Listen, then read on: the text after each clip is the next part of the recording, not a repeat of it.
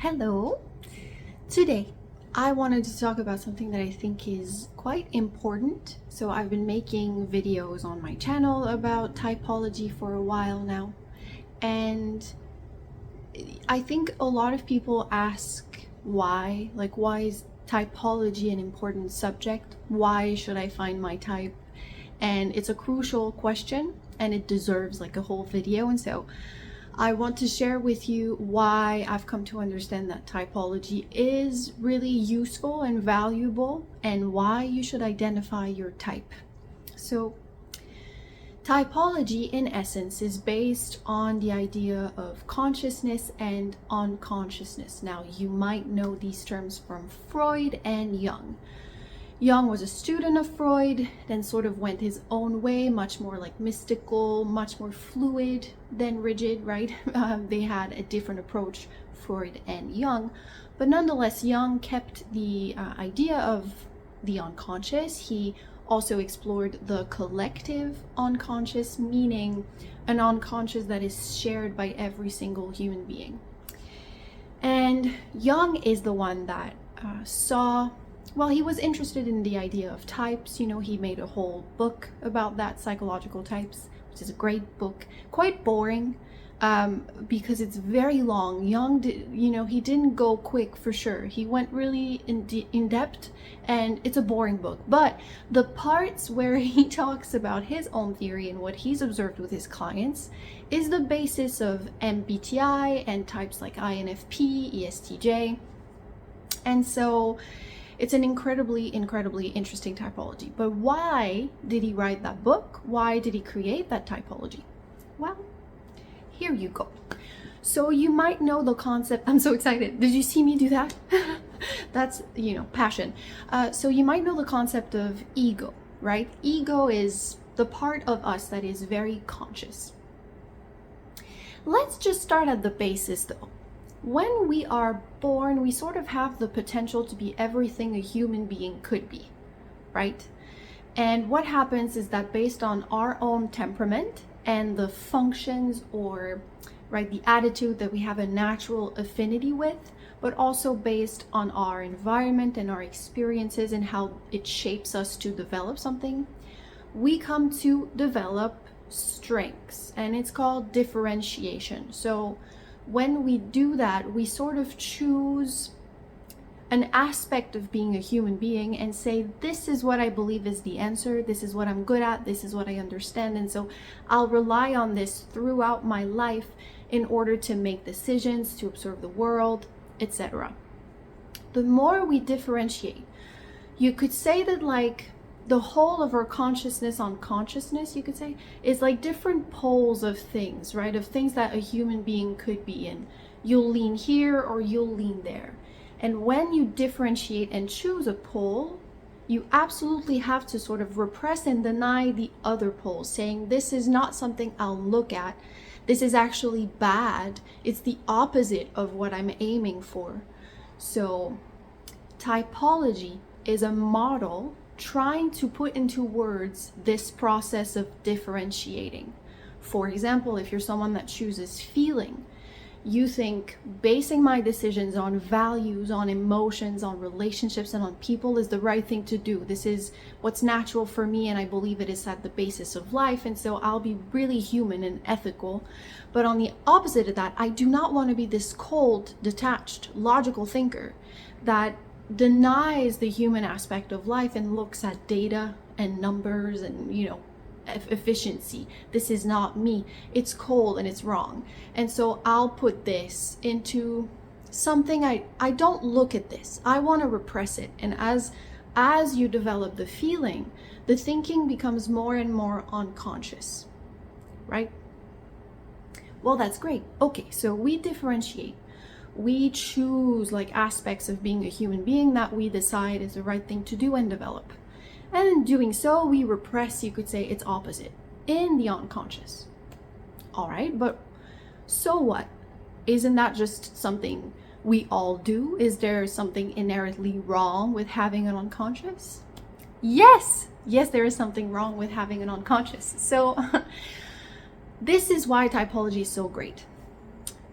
you have developed an ego, right? The ego, as I said, is the conscious part of yourself. It's everything you have identified with, the things you claim you are, the things you value, the things you look after, the things that are strong within you. So what your ego is sort of somehow mostly the aspect of yourself that is conscious, under mature control, and well developed, right? When you think of me, you often think of your ego.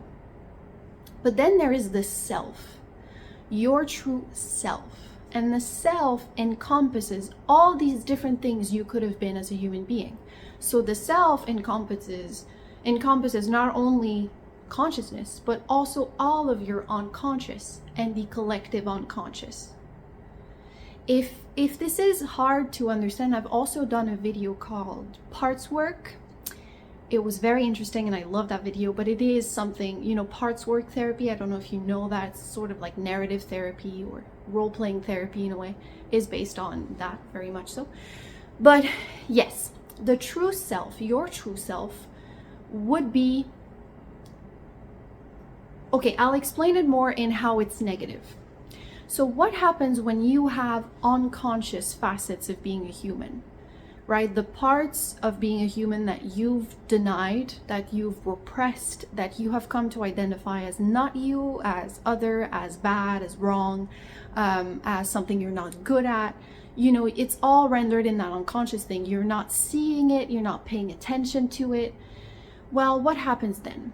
Very interestingly, there's something called projection. So projections are what happens when all that unconscious material that I've just named, when someone represents, for some reason or other, that unconscious material, you will sort of place all of the fear you have of what's unconscious, all of the anger or the disdain you might have of what's unconscious, you will place it and project it onto that person. And what then happens is that you don't see the person for who they are. You have that very visceral reaction, and it can sometimes turn into hate. It's a bit like when there is a person that disagrees with you or represents something different from you.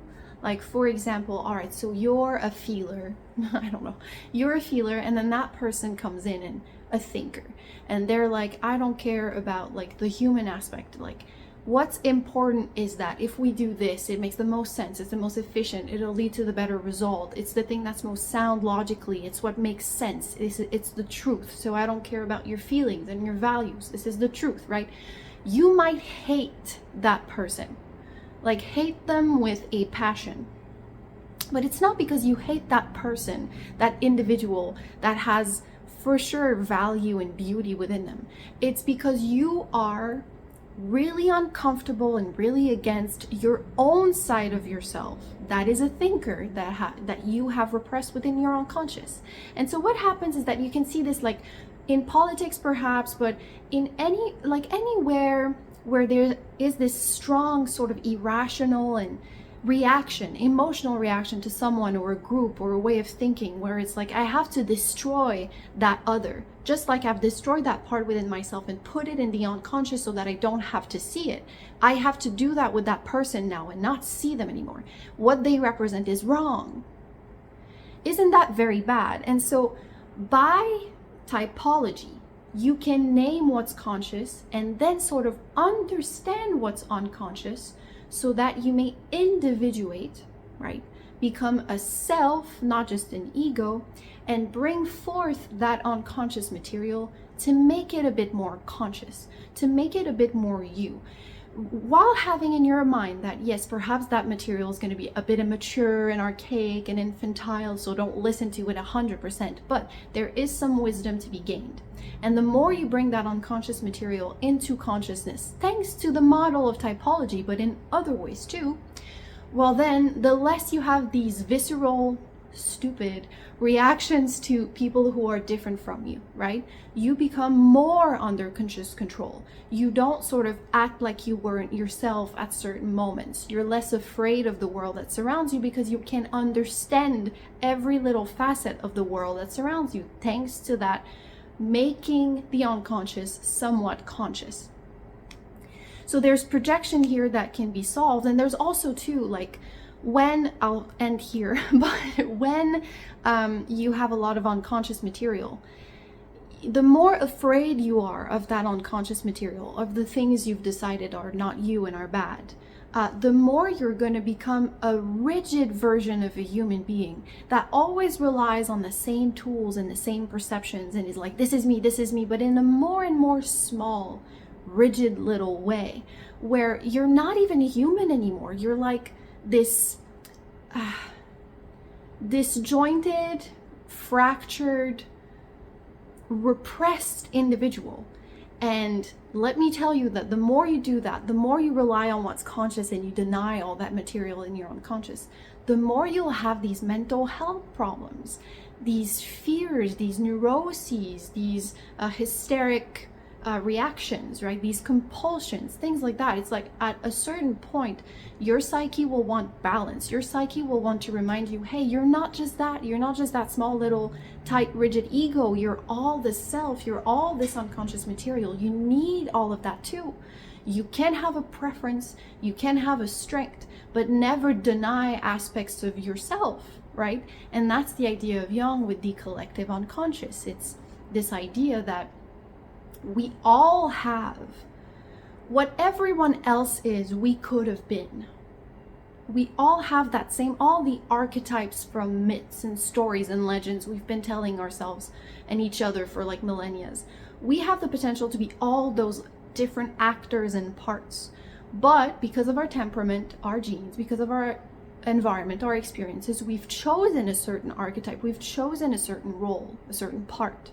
It doesn't mean that we can't be all these other different things. And so there you go. That is why, was that clear? That is why type is really interesting, especially in like a therapy setting, but mostly in a self-knowledge way. It's really looking at yourself and trying to identify with this model, because it's like, it's so complex and fluid and mystical.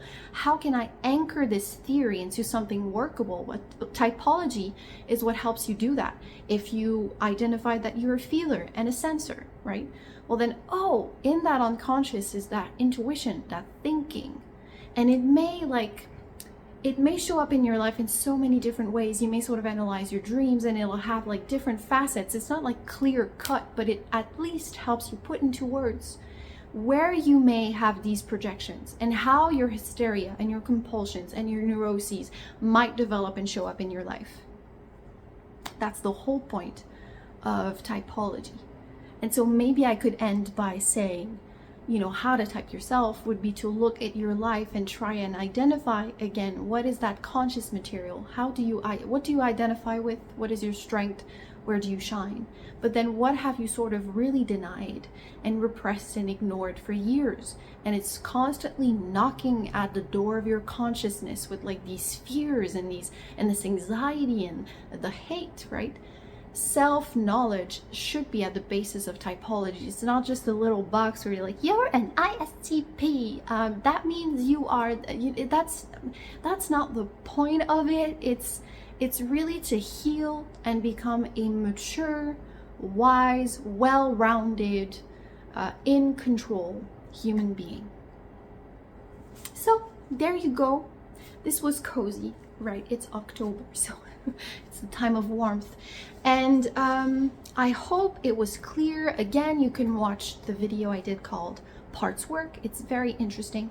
But thanks to typology, you can really delve into that world with some sort of clarity, with a flashlight in the dark caves of the unconscious. You know what I mean? That's what models are for. So I hope you enjoyed. Thank you so much for watching. And I'll see you next week with something else. Bye.